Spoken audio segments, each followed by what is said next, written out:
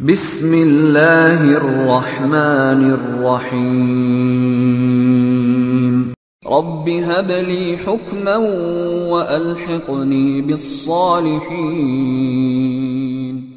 याजूज माजूज जब हमें पता चलता है कि याजूज माजूज जब उस को तोड़ने की कोशिश करते हैं तो वो इतना तोड़ने के करीब आ जाते हैं कि उनको सूरज की रोशनी बस आने ही वाली होती है अंदर। इसका मतलब है कि वो जो वर्म होल है, ज़ाहिर बात है वो टनल होती है, तो टनल होती है, वो बंद होती है चारों तरफ से, उसके अंदर सूरज की रोशनी नहीं होती, लेकिन वो इतना होते हैं कि वो उस जो ज़ुल्करनैन की जो दीवार है उसको तोड़ने के करीब ही होते हैं कि सूरज की रोशनी अंदर आ जाए, तो फिर उनको वापस लौटना पड़ता है। ये चीज़ आप, ये बड़ा इंपॉर्टेंट पॉइंट है कि वो हर रोज आते हैं, तोड़ने की कोशिश करते हैं और वापस उनको पलटना पड़ता है। जब उसको तोड़ने के करीब होते हैं तो उनको वापस पलटना पड़ता है। इसका मतलब है कोई टाइम उनकी जो लिमिट है, टाइम उनका लिमिटेड है उस वर्म होल के अंदर। वो ज़्यादा देर वहाँ काम नहीं कर सकते, ज़्यादा ठहर नहीं सकते। वंस इट इज़ ओपन, उसके बाद वो उस ओपनिंग को यूज़ करेंगे। जिस तरह हमें पता चलता है ना, उनको लश्कर आएंगे, एक के बाद फिर दूसरा, फिर तीसरा। इसका मतलब है कि वो उस ओपनिंग को, उस ओपनिंग, कुछ देर के लिए वो ओपनिंग होती है, वो ओपनिंग जैसे जैसे उनको मिलती जाएगी उनके लश्कर उस ओपनिंग में से निकलते जाएंगे, और इस तरह वो पूरी जितने भी ज़मीनें हैं, सब ज़मीनों पर वो तबाही फेरेंगे।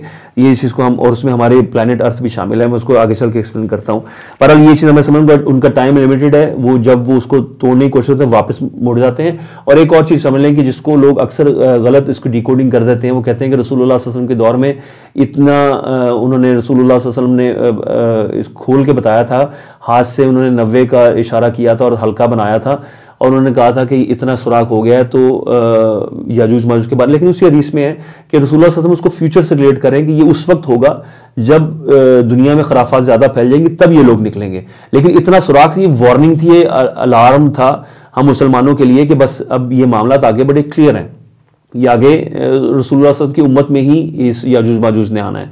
तो इसी वजह से वो रसूलुल्लाह सल्लल्लाहु अलैहि वसल्लम परेशान हुए थे इस मामले को लेकर। उनको पता था इन्होंने तबाही फेरनी है याजूज माजूज ने, तो उन्होंने हमें वार्न भी कर दिया था कि आगे ये मामला, आगे हमारे साथ ये आगे पेश आने वाले हैं। तो लोग उस कहते हैं जी कि वो तो निकल चुके हैं, वो जो सुराख हुआ था उसमें से निकल चुके थे। ऐसी बात नहीं है। उन्होंने क्लैरिटी में, ये अहादीस में आता है कि हज़रत ईसा अलैहिस्सलाम के बाद उन्होंने आना है। ये मैं आगे चल के एक्सप्लेन करता हूँ। बहरहाल अब इसमें हमने पहले भी इसको एक्सप्लेन किया था कि 4-5 सही अहादीस हैं जो क्लैरिटी में बता रही हैं कि हज़रत ईसा अलैहिस्सलाम के आने के बाद याजूज माजूज उतरेंगे, उससे पहले नहीं उतरेंगे। ये चीज़ बड़ी वाज़ेह है। तो इसलिए इनकी जितनी भी अंडरस्टैंडिंग है ना, जो लेके चलते हैं ये जो कॉन्ट्राडिक्ट करती हैं हदीस से, ये सब गलत अंडरस्टैंडिंग्स हैं। हाँ, क्योंकि हमने अपनी जितनी भी अंडरस्टैंडिंग है वो सही हदीस से हमने मैच करके रखनी है। जितनी भी थ्योरीज हैं, जितने भी एनालिसिस हैं, सही हदीस से जब तक वो मैच कर रहे हैं तब तक हम ठीक हैं। हम उसमें अल्लाह ताला में ऊंच नीच जो भी होगी, अल्लाह ताला से उम्मीद है कि अल्लाह ताला में माफ़ करेगा। लेकिन जब भी हम सही हदीस से टकराने लग जाएंगे या सही हदीस को पसे पुश डाल के हम अपनी थ्योरी को आगे ले आएंगे, तो ये तो इंतहाई गलत है। ये तो it does not make any sense कि आप चाह क्या रहे हैं। आप सही हदीस को आप साइड पे करके आप अपनी थ्योरी आगे ला रहे हैं, तो you think you know better than हदीस। बहुत गलत ये रविश है जिस पर आज के स्पेशली मुसलमान चल रहे हैं। और जितने मुंह उतनी बातें, वैसे कहने को तो लोग मेरे बारे में भी ये बात कर देंगे, लेकिन एटलीस्ट मैं जितनी भी बातें कर रहा हूँ आपके साथ रेफरेंसेस रख रहा हूँ, जितने भी एनालिसिस दे रहा हूँ वो हदीस की बुनियाद की वजह से ही दे रहा हूँ। बहरहाल मैं कोई दावा नहीं करता हूँ कि मैं अक्ल कुल हूँ, लेकिन मैं एक चीज़ आपको बड़े वसूख से कह रहा हूँ कि जितने भी एनालिसिस आपके आगे रखे हैं, ये अहादीस से लिए गए एनालिसिस हैं। हमने अपने हर वीडियो में अहादीस के रेफरेंसेस दिए हैं, अहादीस से हमने अंडरस्टैंडिंग आपको एक्सप्लेन की है कि हम ये बात कर रहे हैं तो क्यों कर रहे हैं, किस हदीस को बुनियाद बनाकर हम ये बात कर रहे हैं। तो as long as we are under the umbrella of ahadith we should be okay. लेकिन जब हम ये बाहर निकल जाते हैं हदीस से, हम अपनी मर्जी से हम डिकोडिंग शुरू कर देते हैं, अपनी अक्ल से शुरू कर देते हैं, अपने तरफ से ये शुरू कर देते हैं, दैट इज़ वेरी रॉन्ग। और हम सही हदीस से स्पेशली जब हम कॉन्ट्राडिक्ट कर रहे होते हैं, तो जितनी भी अंडरस्टैंडिंग है याजूज माजूज को लेके कि पहाड़ों के पीछे हैं, या ये चाइनीज़ हैं, या ये गोरे हैं, या ये रशियंस हैं, या ये कुछ निकल चुके हैं, ये सब गलत है। This is all wrong. ये हज़रत ईसा अलैहिस्सलाम के बाद आएंगे, उससे पहले नहीं आएंगे। जब हदीस हम ये बता रही है तब हमें प्रॉब्लम क्या है, हम क्यों नहीं मानते हदीस को, हम क्यों अपनी ही हठधर्मी में लगे हुए हैं कि नहीं मेरी ही बात चलेगी। जितने भी उलमा हैं, डजंट मैटर, जितने भी लोग हैं, जितने बड़े बड़े नाम हैं आजकल के उलमा के, जितने भी लोग हैं, वो अगर उनकी अंडरस्टैंडिंग सही हदीस से टकरा रही है तो means their theory is zero. आप उनकी बात क्यों लेंगे? तो समझ नहीं आती कि सिर्फ इस वजह से कि वो उनका नाम है, इस वजह से वो मशहूर है। क्या हम सिर्फ इन उलमा को सिर्फ हम इस वजह से लेंगे कि उनके पास डिग्रीज हैं, वो जो चाहे वो करते रहें, वो हदीस से जितना मर्जी कॉन्ट्राडिक्ट करें, हम उनको करने दें, हम सिर्फ उनकी बात लेंगे? अगर आलिम होना ही अगर मयार है तो मुझे ये बताया जाए कि आज जितने फ़िरके हैं वो दूसरे फ़िरकों के आलिम को क्यों ठुकराते हैं? सिर्फ ये बुनियाद बनाकर ये मेरा फ़िरका नहीं, इसका मतलब है आलिम होना मयार ही नहीं है। अगर आलिम होना मयार होता तो फिर आप जितने फ़िरके हैं सब आलिमों की बात फिर माने। आप सब आलिमों की बात नहीं मानते, आप सिर्फ अपने फ़िरके के आलिम की बात मानते हैं, इसका मतलब आलिम होना मयार नहीं है। इसलिए बी वाइज प्लीज़। हमारे लिए जो मयार है वो हदीस है। अल्लाह ताला ने नबी पाक सल्लल्लाहु अलैहि वसल्लम की ज़ात को हमारे लिए नमूना बना दिया है, तो हमने जो भी अंडरस्टैंडिंग लेनी है हमने सही हदीस से लेनी है। और जो शख्स चाहे वो जिस मर्जी फ़िरके से हो, जितना मर्जी बड़ा आलिम हो, अगर वो सही हदीस से टकराएगा, कॉन्ट्रडिक्ट करेगा, हम उसको नहीं लेंगे। हमें उसे लेना हमारे लिए लाजिम व मलजूम है ही नहीं। हमने लाजिम व मलजूम क्या चीज़ रखनी है अपने लिए? कुरान और सही हदीस। जब तक हम कुरान और सही हदीस पे हैं, हम इंशाअल्लाह ताला हम आखिरत में हमें एक शेल्टर है इसका कि हम फ़िरका वारियत में नहीं पड़े। हमने अल्लाह की रस्सी को मजबूती से थामे रखा जो कि कुरान और सही हदीस है। बहरहाल एनीवे बात कहीं और निकल जाएगी। मैं जो बात आपसे कर रहा हूँ वो याजूज माजूज को लेके कर रहा हूँ कि याजूज माजूज को लेके गलत अंडरस्टैंडिंग लोगों के अंदर है। ये खुद भी गुमराह हैं और दूसरे लोगों को भी इन्होंने गुमराह कर दिया। वो लोग अजीब व गरीब किस्म के गलत अकायद में पड़ गए हैं याजूज माजूज को लेके। ये इतनी बड़ी जिम्मेदारी है हम पे। आगे ये मामला बड़े क्लोज हैं। हज़रत इमाम महदी, उसके बाद बड़ी जंगें, उसके बाद दज्जाल का आना, हज़रत ईसा अलैहिस्सलाम का आना, और फिर ये याजूज माजूज। ये आगे मामला बहुत तेज़ी से आगे अनफोल्ड होने वाले हैं। तो अगर हम याजूज माजूज को नहीं समझेंगे, हम उसकी प्रेपरेशन ही नहीं करेंगे, तो हम अपनी आने वाली नस्ल को तो हम तबाही की तरफ लेके जा रहे हैं। ये तो एक प्लैनेट इन्वेजन होने जा रही है आगे। इसके लिए अगर हमने तैयारी ना की, अगर अभी हमने अपनी नौजवान नस्ल को इसके लिए मेंटली एंड फिजिकली प्रिपेयर ना किया, तो ये तो हम अपनी नौजवान नस्ल को आगे आने वाली जनरेशन को हम तबाही की तरफ आगे धकेल रहे हैं। तो बहरहाल ये बहुत ज़रूरी है समझना। ये कुछ अहादीस हैं आपके आगे में, ये आई ओपनिंग अहादीस हैं। इनमें प्लीज़ सीरियसली इसको आपने लेना है और इसको आगे फैलाएं। इस मैसेज को आप खुद फैलाएं। मैं कोई क्रेडिट लेना नहीं चाहता हूँ किसी भी चीज़ का। I don't want to be famous, I don't want any credit from you guys. हम तो यूट्यूब से भी कोई पैसा नहीं लेते, कोई हम ये सिर्फ वॉलंटियर एक एफर्ट है। तो मैं चाहता हूँ कि हम सब लोग वॉलंटियर एफर्ट करें और हम हक का पैगाम पहुंचाएं। हमारे पास जो हदीस पहुंची है वॉलंटियर एफर्ट की वजह से पहुंची है। ये जितने बड़े मुहद्दिसीन हैं ये कोई तनख्वाहें तो नहीं लेते थे गवर्नमेंट से या हदीस को इकट्ठी करने की। जितनी भी हदीस हमारे पास आई है वॉलंटियर एफर्ट की वजह से आई हैं। तो आज भी उसी वॉलंटियर एफर्ट की ज़रूरत है। आज ये जो लोग दीन को बेच रहे हैं, यूट्यूब से कमाई करते हैं और दीन की बातें कर रहे होते हैं, मैं हैरान होता हूं कि आप दीन को बेच रहे हैं, यानी कि कहाँ पहुंच गए हम लोग। बहरहाल एनीवे मैं दूर नहीं जाना चाहता हूँ। I want to stick to the topic. अब ये बात हम करते हैं याजूज माजूज की। ये सही हदीस है, ये सारी सही हदीस में आपके आगे रखने लगा हूँ। याजूज माजूज कहेंगे कि ज़मीन वालों पर भी हम गालिब आ गए और आसमान वालों पर भी हम गालिब आ गए हैं। यानी कि वो प्लूरल में बात कर रहे हैं ज़मीन व आसमानों की, कि वो उन्होंने इन्वेड कर दिए सारे कायनातों को। एटलीस्ट ये वो समझते हैं। हमारी दुनिया में आके वो सबको कत्ल कर देंगे। ये अगली हदीस में याजूज माजूज कहेंगे हमने जो भी ज़मीन में था हमने इसे कत्ल कर दिया। यानी कि डिफ्रेंशिएट बड़ा क्लियर है। अपने आप को और ज़मीन के रहने वालों में वो फ़र्क डाल रहे हैं कि हमने ज़मीन पर रहने वाले सबको मार दिया। एक क्लैरिटी में ये बात कर रहे हैं। सही मुस्लिम की हदीस है। अगली हदीस में चले जाएँ। ये सारी हदीस के पॉइंट्स आपने बड़ी गौर से समझते हैं प्लीज़। ये इन्हीं में सारी बातों के आपके जवाब हैं। याजूज माजूज को कोई कत्ल नहीं कर सकता। जो हदीस में वर्ड यूज़ हुआ वो कत्ल का वर्ड यूज़ हुआ है। अल्लाह ताला हज़रत ईसा अलैहिस्सलाम को ये वही उतार के फरमा रहे हैं कि इनके तर्जुमे में अगर आप पढ़ेंगे तो आपको यही मिलेगा कि इनसे कोई लड़ नहीं सकता। बेसिकली वो मफहूम के हिसाब से ठीक है, लेकिन जो वर्ड अल्लाह ने यूज़ किया वो कत्ल का वर्ड यूज़ किया हुआ है। ये अब समझना बड़ा ज़रूरी है कि याजूज और वो वही है। ये हज़रत ईसा अलैहिस्सलाम को वही अल्लाह ताला नाजिल फरमाएंगे और वही में अल्लाह ताला फरमा रहे हैं। तो वही की अल्फाज में बड़ी इंपॉर्टेंस होती है। चीज़ समझिएगा, अल्लाह ताला खुद फरमा रहे हैं कि उनको कोई कत्ल नहीं कर सकता। ठीक है, यानी कि वो इनविंसिबल भी होंगे, इमोर्टल भी होंगे। तभी तो उनकी तादाद इतनी ज़्यादा है। आप ये देखें कि सही बुखारी की हदीस है जिसमें रसूलुल्लाह सल्लल्लाहु अलैहि वसल्लम ने फरमा दिया कि सहाबी पूछते हैं उनसे तादाद की रेशो का, तो नबी पास में बताते हैं तुम एक हो और वो तुम्हारे मुकाबले में एक के मुकाबले में तुम्हारी नस्ल के एक के मुकाबले में वो 999 है। यानी कि हमारी नस्ल का उनकी नस्ल के साथ रेशो बता दी कि 1 इज इक्वल टू, यानी कि 1 to 999 की रेशो रसूलुल्लाह सल्लल्लाहु अलैहि वसल्लम ने बता दी। अब बाज़ लोग कहते हैं कि ये जब वो आएंगे उस वक्त हम रह ही थोड़े से गए होंगे, तो इसलिए वो भी थोड़े से ही होंगे। भाई ये आप समझ नहीं रहे बात, ये ओवरऑल रेशो की बात हो रही है। जितने इंसान हैं उसको मल्टीप्लाई कर दें 999 से, ये ओवरऑल इन दी एंड क़यामत की रेशो की बात हो रही है। ये अब इसलिए इसको समझना जरूरी है। ये उस वक्त की रेशो की बात नहीं है जब वो आएंगे इस दुनिया में, उस वक्त की रेशो की बात नहीं, ओवरऑल रेशो की बात हो रही है। तो समझना बहुत जरूरी है। अगर इसमें अच्छा लोग पता नहीं क्यों फ्लॉ निकालने की कोशिश करते हैं जबरदस्ती, और दूसरे हदीस के सही हदीस के पॉइंट्स, अहम पॉइंट्स को वो छोड़ देते हैं। आप ये समझिएगा कि वो हदीस में आगे चल के आपसे शेयर करता हूं कि जिसमें क्लैरिटी में बताया हुआ है कि जब हज़रत ईसा अलैहि सलाम नीचे उतरेंगे तो पूरी दुनिया में एक बालिश जगह भी खाली नहीं होगी जो उनकी लाशों से भरी हुई ना हो।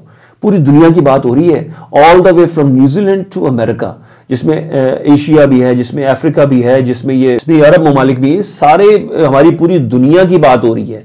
एक हदीस में यहां तक है कि हर हर घर में, एक एक घर में उनकी लाशें पड़ी होंगी। पूरी दुनिया की बात हो रही है। उसके अलावा ये बात हुई है कि एक बालिश जगह भी खाली नहीं होगी उनकी लाशों से जो भरी हुई ना हो। पूरी प्लैनेट भरा होगा उनकी लाशों से।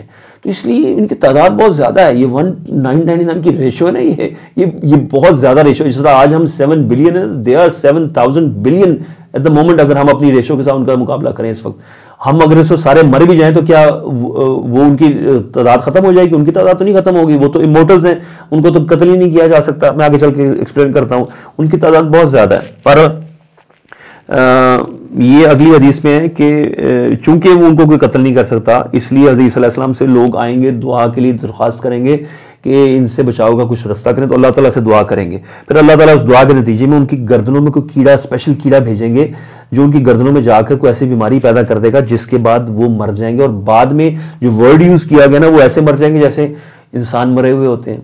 यानी कि पहले वो मर नहीं रहे हैं, पहले कत्ल नहीं हो रहे हैं। इसका मतलब है कि वो थोड़े से मुख्तलिफ हैं हम लोगों से, वो इमोर्टल्स हैं। लेकिन जब मरने का वर्ड यूज हो तो हम इंसान का वर्ड यूज हुआ अरबिक में भी उसमें कि इंसान जब मरेंगे तो ऐसे लगे जैसे मरेंगे, ऐसे जैसे इंसान मर जाते हैं। यानी कि उस वक्त वो इंसानों की तरह मर जाएंगे। हम आगे आते हैं कि जो बालिश वाली जगह है उसकी हदीस के रेफरेंस से भी आप देख लें कि जब वो हज़रत ईसा अलैहि सलाम जब मरने के बाद हज़रत ईसा अलैहि सलाम तूर पहाड़ से नीचे आएंगे, और दूसरी हदीस में आता है कि लोग अपने अपने शेल्टर से भी निकलेंगे। जो बंकर्स बनाए होंगे कुछ लोगों ने अपने अपने शहरों में बंकर्स भी बनाए होंगे, क्योंकि वो ऑलरेडी प्रिपेयर्ड होंगे इस इन्वेजन के लिए। वो उसकी एफर्ट हमने करनी है, लोगों को आगाही देनी है कि आगे ये प्लैनेट इन्वेजन होने जा रही है, आपका पूरा प्लैनेट इन्वेड होने जा रहा है, तो आपके पास कोई ना कोई शेल्टर, कोई ना कोई बंकर्स होने चाहिए। बहरहाल इसको हम एक्सप्लेन करते हैं कि कोहे तूर पे कैसे वो पना लेंगे, क्या होगा, इसको भी हम थोड़ा एक्सप्लेन करने की कोशिश करते हैं। लेकिन यहाँ पर समझ लें कि एक बालिश जगह भी नहीं होगी जिसमें लाशें ना हो, पूरी दुनिया भरी होगी उनकी लाशों से। ये अहादीस हैं, सही मुस्लिम में भी है, इब्न माजा में भी है, मुस्नद अहमद में भी है, तिरमिज़ी में भी है। और उसके बाद अगली अहादीस में आपके साथ शेयर करता हूँ। और इसमें अच्छा, ये जो अभी पीछे आपके साथ हदीस शेयर की हैं, इसमें ये भी बताया कि ऊंटों की गर्दनों वाले आएंगे परिंदे जिनकी लाशों को उठा के ले जाएंगे। हज़रत ईसा अलैहि सलाम दुआ करेंगे, क्योंकि वो जब नीचे आएंगे तो पूरी दुनिया भरी होगी, और जो है उनके लिए फिर वो मुश्किल हो रहा होगा वहाँ, तो वो दुआ करेंगे, भाई ईसा अलैहि सलाम दुआ करेंगे। इसमें अरसा भी है कुछ, मैं वो भी एक्सप्लेन करता हूँ आगे। तो वो परिंदे कुछ अल्लाह ताला भेजेंगे जो इनकी लाशों को उठाकर हमारी इस प्लैनेट से बाहर ले जाएंगे। क्योंकि अगर तो आप कहेंगे हमारे ही दुनिया में इनकी लाशों को रखना है, तो पहले की दुनिया ऑलरेडी भरी हुई है इनकी लाशों से। हमारी दुनिया से ही असल मकसद तो है ना, लाशों को उठा के लेके कहीं और ले जाया जाए। तो वही अल्लाह ताला, परिंदे भी कहीं और से आएंगे। जब इतनी बड़ी तादाद में ये लाशें हैं तो उतनी ही बड़ी तादाद में परिंदे भी आएंगे जो इनकी लाशों को उठाकर कहीं और ले जाएंगे।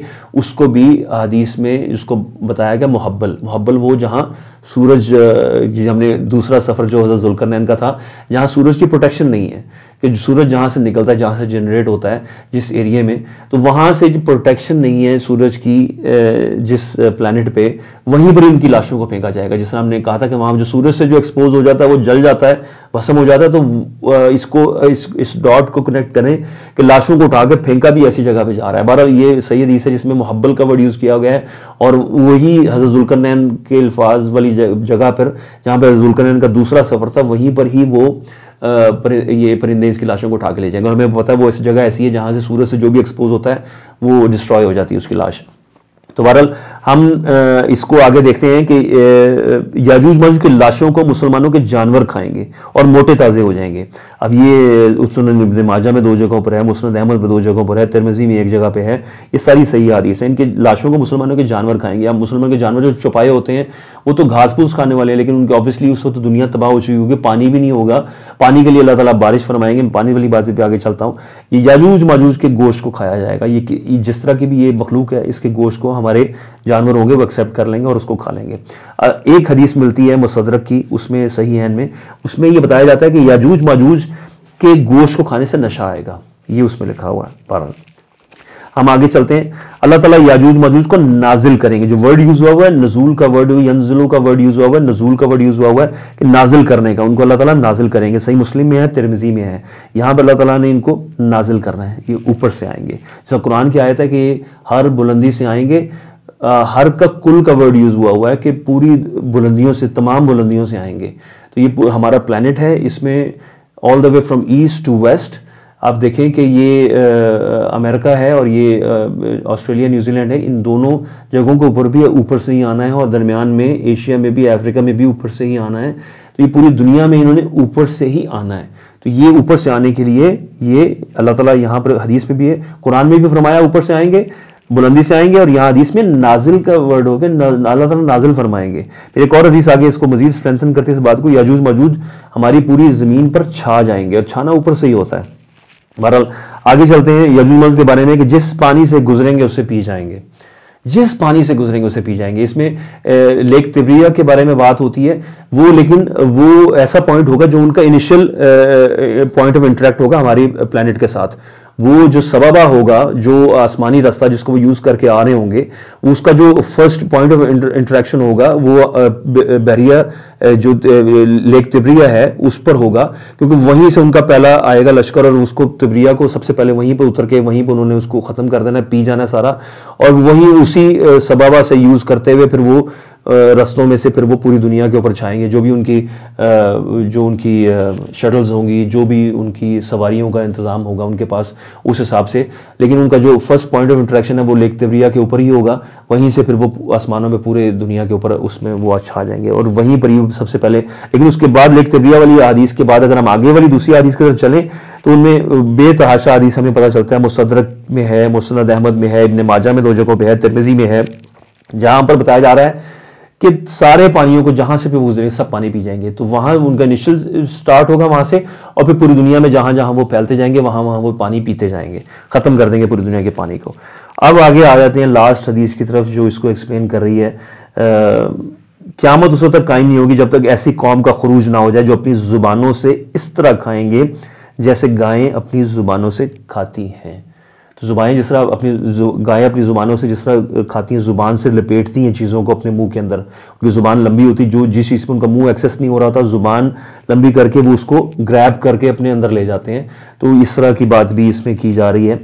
तो बहरहाल ये सारे एनालिसिस थे, सारी अहादीस थी, सारी तफासिर के रेफरेंसेस थे जो मैंने आपके आगे रखे। इसको हमें समझना पड़ेगा कि ये हमें अपनी टिपिकल जो अंडरस्टैंडिंग थी याजूज माजूज को लेके हमें अपने कुएं से बाहर निकलना पड़ेगा, हमें पॉन्डर करना पड़ेगा, हमें तदब्बुर करना पड़ेगा, गौर व फिक्र करना पड़ेगा साइंस के साथ। ये जितनी भी मैंने आपके साथ मालूमात रखी हैं, प्लीज़ मैं सबसे रिक्वेस्ट करता हूँ कि जो फिज़िक्स का नॉलेज रखने वाले होंगे और जो दीन का नॉलेज रखने वाले होंगे, दोनों के साथ बैठ के एक ही वक्त में इस चीज़ को डिस्कस करें, आपको चीज़ें समझ में आ जाएंगी।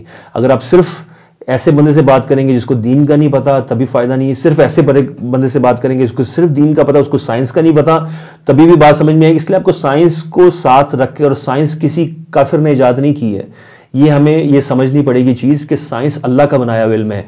आज इंसानों की एक्सेस हुई है इस नॉलेज की तरफ, ये रसाई हुई है साइंस की तरफ। इसका ये मतलब नहीं कि हमने ईजाद की है साइंस का तो इल्म है जो अल्लाह ने बनाया है, हमें उस तक तो सिर्फ रसाई हुई। और अभी तो हम सिर्फ उसकी अलिफ बे सीख रहे हैं, और अभी तो हमने बहुत आगे सीखने वाली अभी चीज़ें बाकी हैं।